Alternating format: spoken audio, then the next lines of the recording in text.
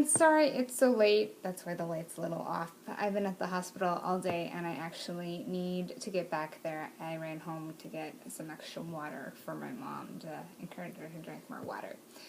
But first, let's do a little bit of math. We are still looking at strategies based on place value, properties of operation, and the relationship between multiplication and division to divide up to a 4-digit number by a 2-digit number. I got your emails with your word problems, and I loved them. One was that there were 637 cats, and there were 15 shelters, and it asked how many cats would go to each shelter if you had to evenly distribute them. Now, when we did 637 divided by 15, we got a remainder last time, so you have to decide how you would distribute that up most equally. Would 7 shelters get 1 extra cat? Would 1 shelter have an extra 7 cats? Would you have like a 16th shelter that had the 7 cats? What would you do? I also got another one that was great. It said that there were 15 people who collected old clothes to sell at a garage sale, and they made $637. They were going to split the money between the 15 of them. And since it's money, you can divide it up until you have like even cents. So what place value are you actually dividing that out to? Because it's not just ones, it's not just tenths, it's hundreds, right? Because you have up to the pennies. And I thought that was great because it really contextualized why you would divide out into decimals. Looking at today, I have a quick question for you before we get to the lesson for today. I have 2 pictures, and I want you to compare them and explain, obviously, how they're different, because they're going to be different pictures, but how they're the same based on place value and order of operations and the relationship between division and multiplication. Alright, so here's my first picture. Here's the cats and the shelters. There's 15 circles or 15 shelters, and I'm trying to divide the cats up amongst all the shelters. So if I have 10 in each shelter, that means I've taken care of 150 cats. If I doubled that, it'd be 300. And if I do another 150, that'd be 450. And then 4 times, it would be, if I had 40, 15 times, it would be 600. That's pretty close. So I'm going to put 40 cats in each shelter. So now 600 cats have all found a place to live, right? That means I have 37 left.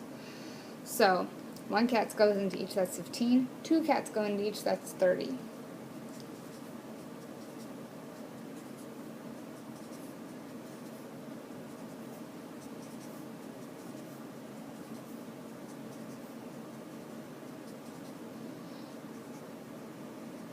So that is 630 cats that have all found a shelter to go to. There's 7 left over, so I don't have enough cats for 1 per shelter, but I'll put 1 in 7 shelters, and that's 637. So 7 of my shelters have 43 cats, and 8 shelters have 42 cats. Okay, so this is one model where I took 637 and I divided it equally into 15 groups. Now, the one we did yesterday, except I extended it out into decimals. So this is $637 divided by 15 people. So I broke it down into parts, and I said 4 times 15 is 60. 63 minus 60 is 3. But really, it was 40 times 15, which was 600. Okay, so I have 37 left. $37 left, divided by 15. Each person gets $2. I minus 30, and now I'm left with $7. I need to divide that up by 15. I could do 60 cents. No, I could do 40 cents for each person. 40 cents times 15 is $6. $7 minus $6 is $1. I'm going to split that among 15 people. So,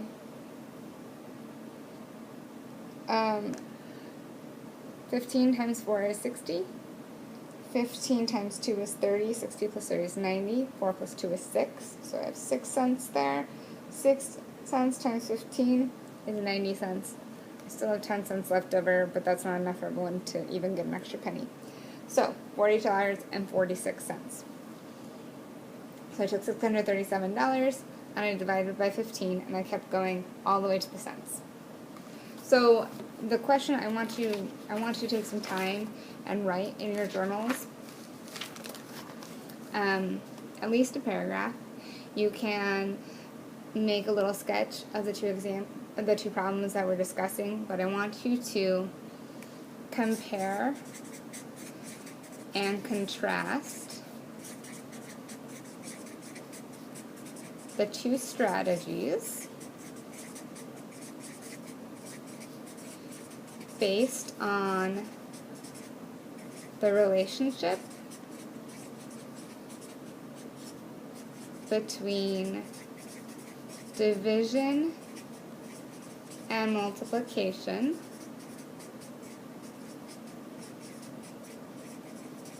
as well as place value. Okay? So in your journals, make sure that you write down this sentence.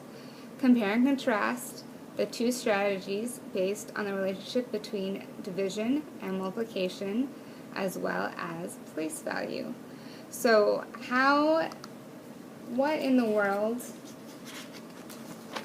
does 4 times 15 equals 60, 63 minus 60 is 30, is 3, and then I have the 7 there, and now I'm dividing 37.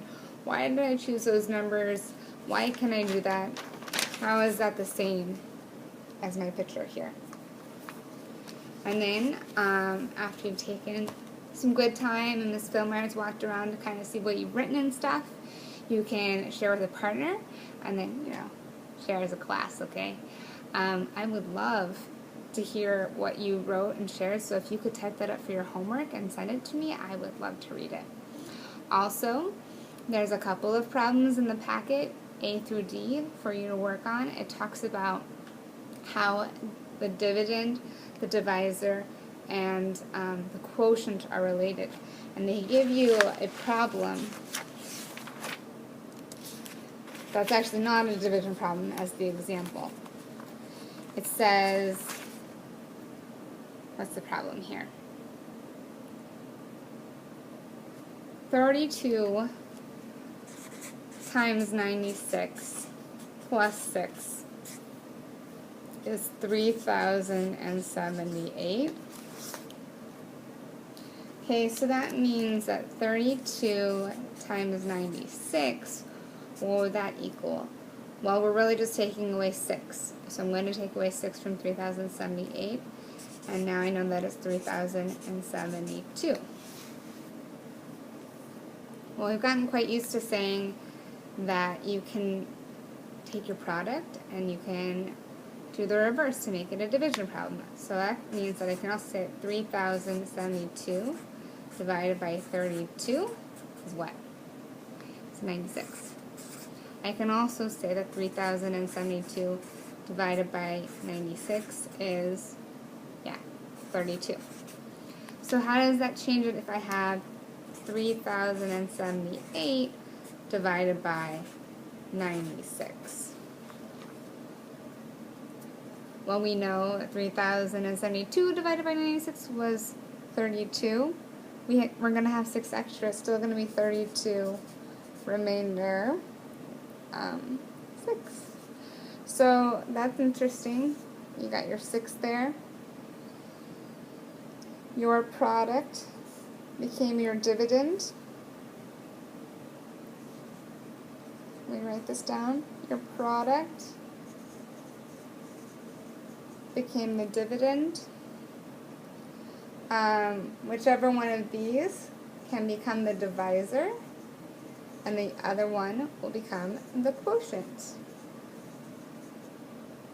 With whatever is added, being the remainder. I'll talk a little bit more about this in tomorrow's video, okay? Be sure to email me what you journaled and give the 4 questions a really good try today, okay? If you don't finish, it's okay. We'll do it in class tomorrow.